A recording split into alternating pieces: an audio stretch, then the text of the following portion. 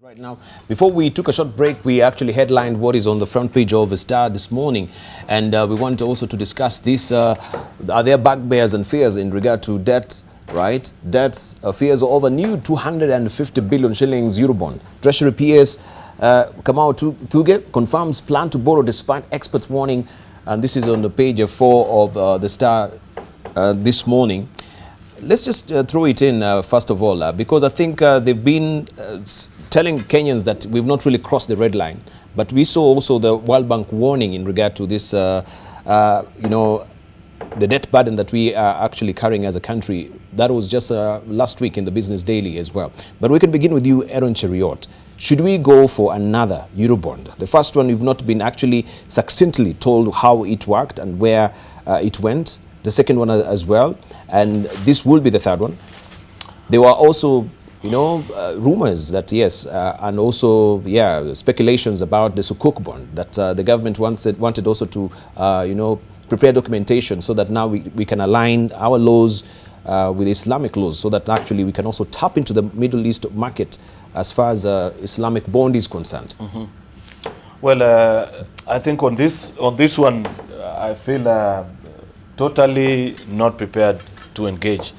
The reason is, I've tried to read, and one of the first stories that I read when you came in this morning was this story on page 4 and 5 of the Star, the debt fears of the new 250 Eurobond debt. I expected a proper explanation as to, one, the reason for borrowing, and two, the reason why we want to override the warning that has been given to us by very credible institutions. Mm-hmm. Last week and what we have been reading. Of course, there is general concern by members of the public, including the people that we represent, that our appetite for loans is getting to a level that soon might not be sustainable. And therefore, this is extremely worrisome. I want to perhaps seek additional info to understand why anybody will want to continue to borrow, despite the fact that this is something that even if you walk down the street and listen to anyone, both laymen and the educated, about this thing, we all agree that a time has come for us to have a discussion about this debt. Yet, all the pros and cons have been given to us, the reason why to borrow and why not to borrow, whether it's good or bad. Mm-hmm. But we have gotten to a point where we've said, hey, enough is enough. Until we first reap from what we have borrowed, I think we should put to a stop. I've just know for a fact, for example, that for this quarter, the quarter that has just ended of a financial year, our repayment of debt tripled for something about 60 billion last year to 150 billion that we've just repaid. Of the 352 billion that Treasury collected in the last 3 months, 153 went to repaying debt.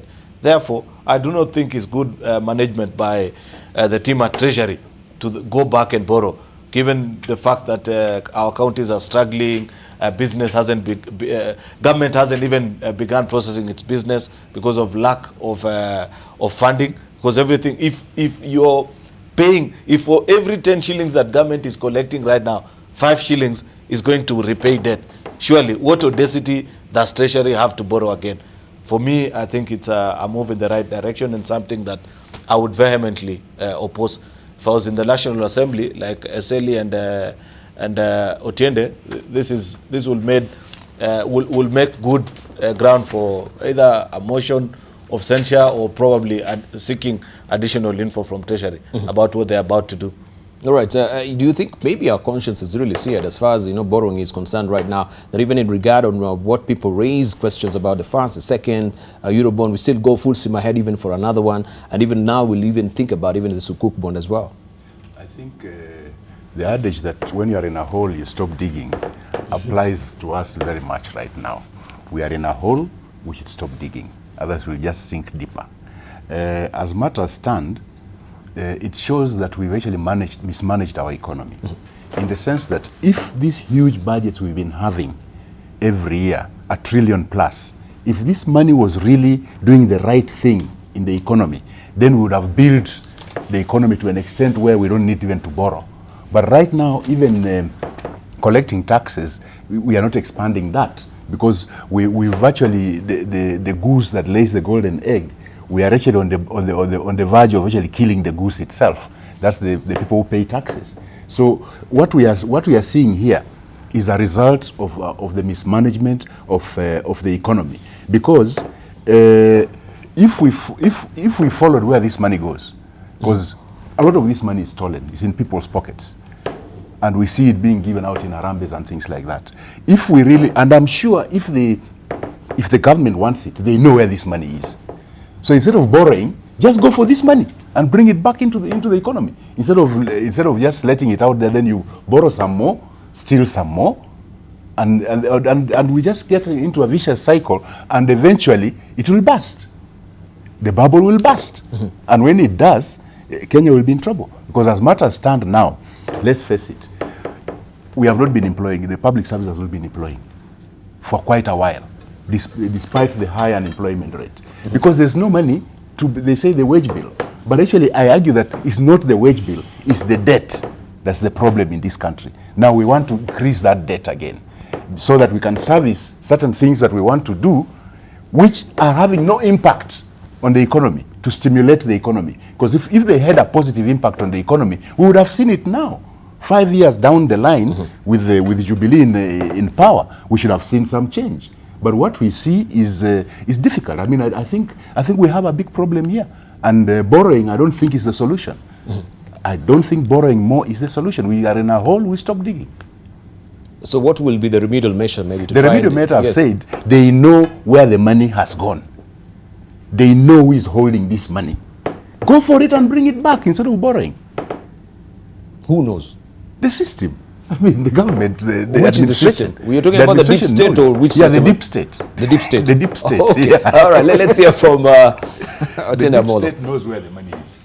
Well, I think that anybody rationally looking at the situation must agree that we are fast moving in the absolutely wrong direction, and we are shuttling to disaster.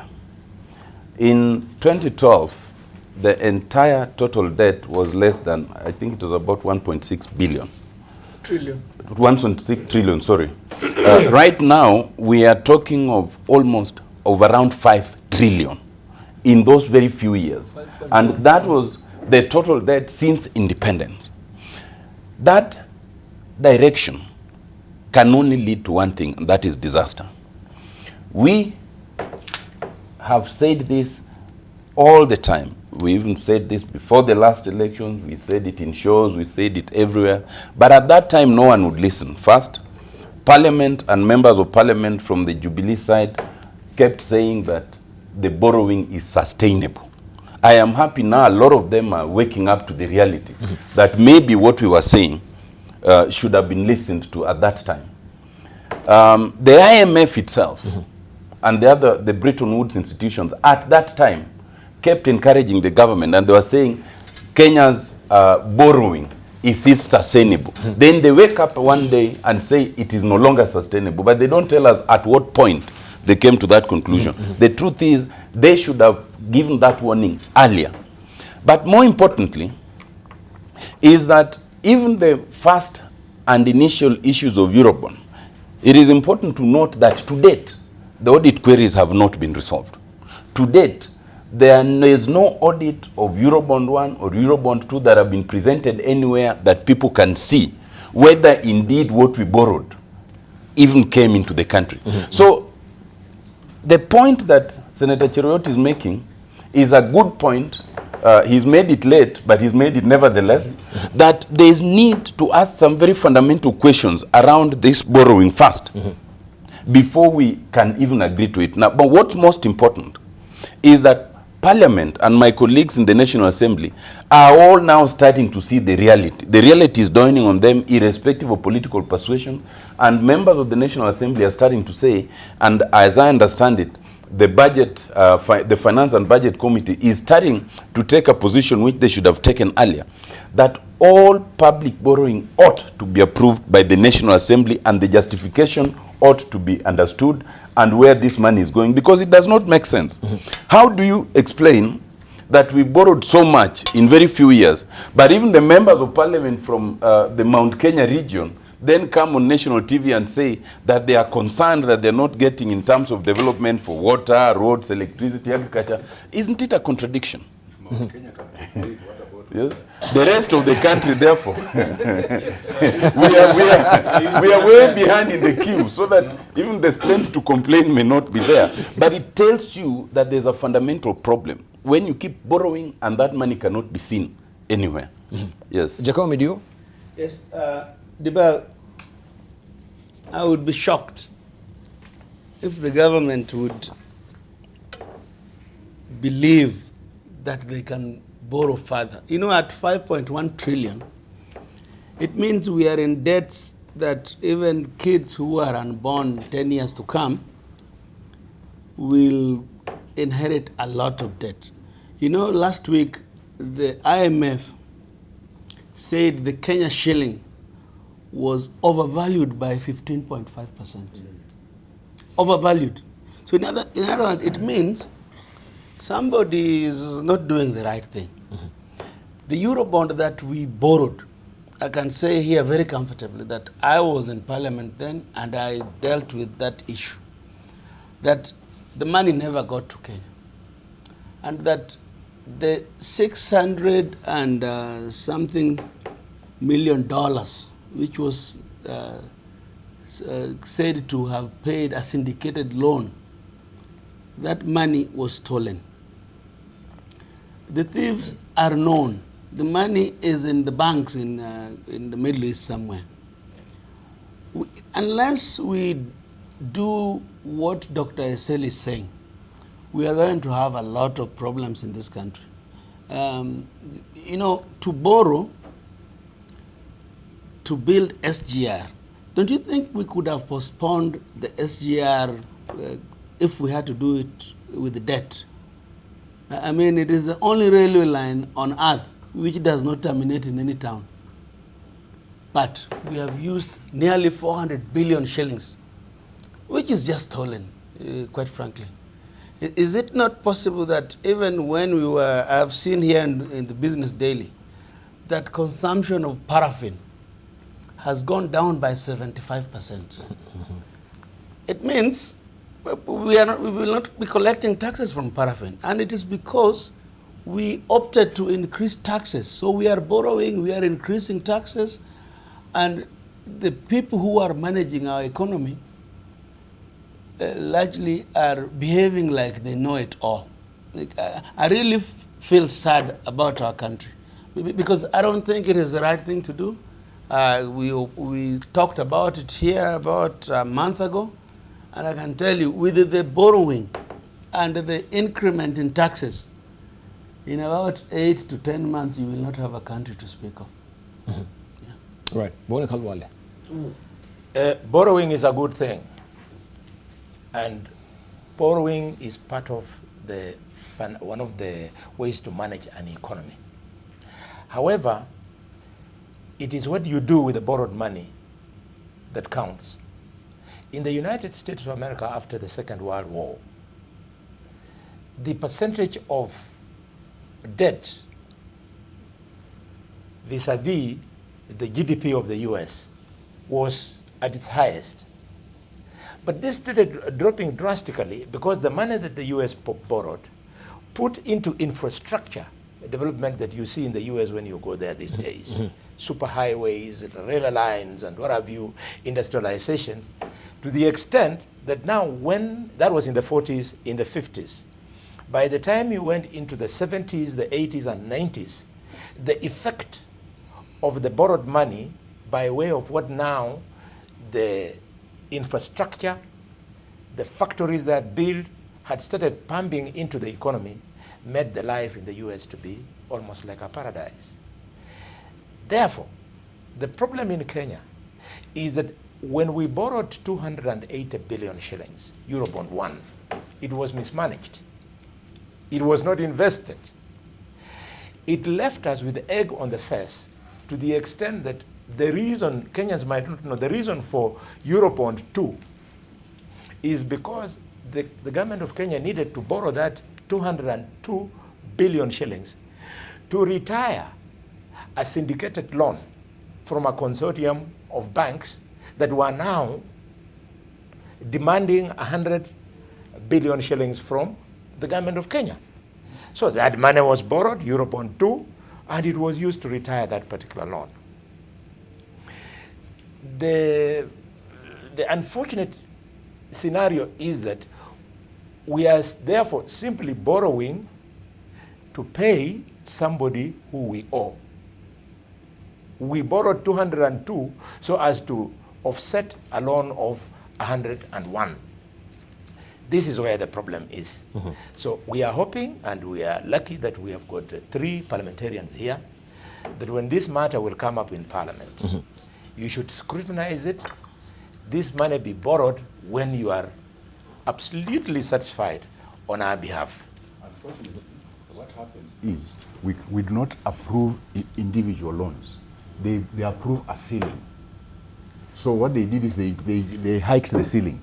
So they can play with games so long as they're within that ceiling that Parliament approved. Big problem, because you should then be reminding Rotich at committee level, and my brother Kamau Thuge, and of course the head of the central bank, that it is a shame that Kenya in the region, we are at the same level of debt with a small funny country which is smaller, almost the size of Kakamega County, called Burundi. Burundi is at 57%, we are at 52%. We should, for lack of a better competitor, at least we could be comparable to Tanzania and maybe Uganda. But they are doing far much better than us. Both of them are in, I think it is 38 for Uganda and 38 for Tanzania. So members of Parliament again, my brother Amolo, you cannot run away. As members of Parliament, you must put your feet down and call these people to account. Yeah. So what does this portend? Because now it seems previously also IMF were not really giving good indications as far as this debt burden is concerned. Now they're saying yes, now the external debt distress, we are raising it from low now to moderate. And as it is right now also this refinancing is at risk. Even with this 250 billion shillings, with now that particular raising from low to moderate, that also stands to be questioned if it will really sail through. I'd wish to say something about this IMF issue. And I think somebody in the panel, I can't remember who, pointed it out that they're appearing to be changing tune at this point in time. I think it was Otiende. And I wouldn't wish that as a country we get caught up also in the global propaganda war. Because the biggest question that comes to mind is that what is it that was so healthy about us borrowing, say, last year when we had the IMF cushion, but the minute we relieved ourselves of it and said we do not need it, we now have become risky as an institution. This is all part of the Western powers that be propaganda war sometimes, where you're only good when you're with them, but when you no longer appear to be properly adhering to their whims and tunes, you are now risky and not good to do business with. IMF may be a reputable institution, but you've got to remember that at the end of the day, they're an enterprise just like any other. And therefore, whatever information they give you, you need to always counter-check. Second thing that I think we urgently need to do, in part of what is just being proposed, I think, by Eseli, the part of stopping to dig. This question, I raised it here a few weeks ago, where the cost of running government is considered to be extremely high. And unfortunately, each time Kenyans are treated to this debate, the finger is pointed to what it takes that it is their representatives that are expensive to keep in office and that kind of thing. I've always said that debate is dead in the wood, because if you look at our budget projections for 2018-2019, the whole system of county governments together with their representatives and even the legislature inside there cost something in the region of 350 billion, 314 to counties and about 40 billion shillings to run our legislature. Therefore, the cost, the bigger cost, of course, given that the sheer size of responsibility government has to carry, if there's to be any meaningful budget cuts and reduction, then it is on the size of the executive and the things that you're taking. Some of the projects that national government is undertaking, the bigger question we need to be asking right now is, are they, yes, they may be necessary, but must it be done now and now, or can we wait for the economy to first recover from what appears to be a slump? Mark you, many of our counties, as we speak today, are yet to receive their first quarter allocation for this financial year. That even paying salaries, some of them have had to borrow because of how tough things are. And therefore, when you get to that point, then you need to have a bigger discussion about it, because all that is happening is that you're stifling the economy.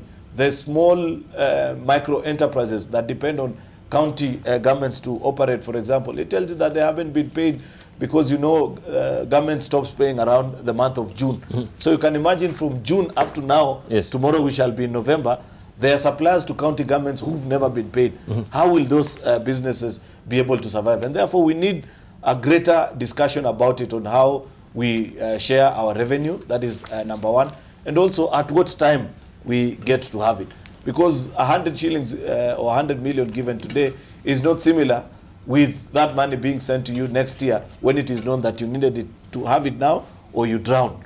And therefore there's good reason to say that our discourse nationally about how we are managing our economy is wanting, and something better needs to be done about it. So we've got reasons to worry, and if we may just go by also the editorial cartoon that we have today in the People Daily, this is what Stano has drawn for us today. Corruption dock. If you may look at that corruption dock, you can see all manner of people who are in the corruption dock as far as scandals are concerned. NYS, NCPB, MOH, we have KPLC, we have also KPL, and now joining the new kid in the block now is the Government Advertising Agency. But we need to ask ourselves, this money that we are borrowing, because we're given to understand it's going to some very interesting projects as well, right? First of all, the purchase of MRI equipment, procuring power materials, rehabilitation of technical equipment. We have modernization of Kenya power distribution system, and also building Kenyatta University. I mean, manner of borrowings that we're talking about, we're not really talking about this particular Eurobond that they're seeking, but the kind of borrowing that we are actually talking about, vis-a-vis the cartoon that we are seeing. If we combine all those scandals that we do have and the billions of shillings that have been lost through that, aren't we able to actually purchase MRI equipments for the counties? In fact, we should not purchase Aren't we able to actually procure power materials as it is listed? Aren't we able also to rehabilitate technical universities with equipment, modernization of Kenya power distribution system, and even building, continue to build the Kenyatta University as it is put here also in the Business Daily by Jaindi Kaisero as well? I think this one, like the purchase of MRI, is wrong-headed. It's actually CT scans, not MRI. Even if it's CT scan or MRI, but no, they are not. It is wrong. Why is it wrong-headed? The project is called LEAST. It is a county that is leasing from national government. Listen to what has happened here. Yes. They leased medical equipment up to the scalpel, the scissors that they use in theater. When it came to the high-end equipment, like CT scans and MRI, they are buying. You see, that's what I'm saying. It's complete. They flipped everything over. Usually, in other countries, you lease the MRI. High technology equipment that keeps on changing, like MRI, CT scan, those are the ones that you lease. While the low-end equipment, you buy. But in this case, we flipped it over.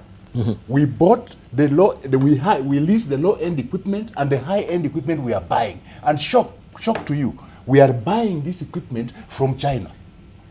China is not the originator of this equipment. So we are getting generics from China at a very high cost. At a very high cost. Instead of then, why don't you go to the original manufacturers of this and buy from this at the same price? So you'll be surprised the amount of money that's going into this CT scan, MRI, whatever. And it's not leasing, it's buying. So they flipped everything over. Now, if you want to improve KPLC's Distribution of power. Yeah. What is KPLC doing with their own money? It's supposed to be an enterprise that's generating revenue for KPLC. Which is And running as a monopoly right now. When they improve distribution, they get more money. So why are we giving them money? They should use their own money to do this. Because they are overcharging people. That the electricity bills we are getting are humongous. They should be able to do this themselves. Why should we borrow money for KPLC? What should we build also? Say something on this. Okay. Dr. Seli and I sit in the Public Accounts Committee, and in the current year, we have been looking at the question of the lease of medical equipment. And there was this program by national government where it leased medical equipment and sent to the counties. And we were looking at its effectiveness. In fairness, although, and we cannot discuss the report yet because we're yet to make it, but all I can say is that having gone around a few of the counties, it emerged that actually the idea of leasing the equipment is a good idea. But what is in question was the mode of procurement and the cost of leasing. And some of the equipment that were leased, you go to some of those hospitals and you find they are not in use, and yet there's a monthly pay. So there's quite enough to say about that. But I think the fundamental question is this. Why do you borrow? Even in ordinary life, you do not borrow to finance the normal things that you want to borrow because you now want to take, you want to take a holiday somewhere, or you want to borrow because you want to buy a suit. You must borrow if there's a fundamental reason. And on this I agree with Dr. Seli completely. If you look at any of those, including the idea of, the greater reach for electricity, one of the very curious things that have happened, and I'm sure my colleagues saw this, and you probably saw this, I think in the last 3 years, there's been these curious trends where you see these poles, the wooden poles for electricity, new, strong, then they're all being replaced with a concrete one. Not because there's need, but because somebody somewhere had started manufacturing those concrete poles, and there was need to now get money to pay them. So it is a complete misinvestment. Why would you borrow to give an entity like that money to do what it need not do in the first place? Why not wait and phase them out as they rot or become old? Why pluck them out? And in almost all those cases, because they had nowhere to take them, they'll just leave the pole there lying, rotting, and maybe some people taking and burning charcoal and all that. So the point is, the rationale for borrowing has not been demonstrated. And where that money goes has not come to pass and demonstrated well. Secondly, we are now in a situation where I think we are borrowing more, we are taxing more, so there is no money in the country. Then we continue to borrow, and we still need to pay. As far as I understand, I think by early this year, of every 100 shilling earned, 60 shilling was going to pay money that is borrowed. So the more you borrow, the more you'll have to repay. So it will move from 60 to 100. What that means is that the amount that is left to run the country becomes thinner and thinner. And with higher taxation, then it just disappears. The fundamental thing that we must do, and this is where, and I agree with Boni Halwale on this, and Senator Chiriot, we in the National Assembly must now do what we needed to have done earlier. The problem with this thing of borrowing is that it became intertwined with politics, the politics of Jubilee and NASA. So that as long as we're in NASA, anything you said about borrowing was untrue. As long as we're in Jubilee, anything you said about justifying borrowing was true. What then was lost is the provisions of Article 201 and Article 211. In Article 201, one of the things that is expected of us is to make sure that we use resources prudently and manage public borrowing so that it is equitably shared between the present and future generations. We are dangerously putting the future generations at risk. Now, under Article 211, Parliament is supposed to take a greater role, and we must revisit the provisions. The Finance and Budget Committee must now do what Article 211 says, and it's very particular. It requires Parliament to prescribe the terms on which national government may borrow. It also now requires Parliament to impose reporting requirements. And the committee is allowed to summon the Cabinet Secretary anytime, who within 7 days must come and report to the committee, which in turn must report to the House on the use that any money that was borrowed was put to. He must report on why there is need to borrow. So Article 211 gives us the answers that we need, but which we have not used. I suggest that this is the time when we as Parliament, through the Committee on Finance and Committee, must summon the Cabinet Secretary to start by demonstrating, first, the use to which all the previous Eurobonds were put. Precisely. And secondly, to justify why there is need to borrow again. And therefore, to have a situation where the National Assembly can, and even the Senate if need be, can actually regulate much more closely. Because this window is a window that has been misused. And if we continue this way, we may as well wind up as a country. Thank you. Thank you. Jacob Midio. Need I say more? I think Otiende has put it so clearly. You know, Dibal, when the 10 years of Kibaki, it almost seemed unbelievable that we were headed the right direction. But the 5 years of Jubilee government have taken us back to Moi days. And that is just a fact. How I wish we could resolve the issue of incompetence in leadership. Because I do not think, I said here a few weeks ago, that I took my time to watch the NASA campaign rhetorics and the Jubilee campaign rhetorics and their manifestos. None of them in the last elections spoke about the economy. And it is a very sad thing for our country. Because had they addressed the issues of the economy, Parliament would probably be thinking differently, because that process gave us members of Parliament, senators and National Assembly members. They would have been chosen based on the ideas they were talking about. But we never got there. And how nice would it be that this country would begin to talk about our economy, the leadership, Parliament. I'm happy what I'm hearing from the members of Parliament here. I'm very happy, because I think the sycophancy must stop somewhere. And I think it is good for Parliament as a body, as an independent body, to know that Treasury is incompetent in matters economy. And the sooner the President reshuffle the constitution of the way the Treasury is constituted, all these people have worked for IMF. And what they are doing, it's like they are there to finish this country. Their policies, and I think there's like a group of 6 or 7 of them. They are all from IMF. Thank you. And I think it is not good for our country. Right. Boni Khalwale, on this, then we begin to wind up. I think my colleagues have prosecuted it very well. This is an area where we are all in agreement. My comment is only one. The intention to invest in specialized medical equipment by the government was laudable and is still laudable. However, it was not well thought through. What we needed was to invest in the 11 former provincial hospitals, ranging from Kakamega to Machakos to Nyanza to Embu and so on. Only the 11. You invest in those ones.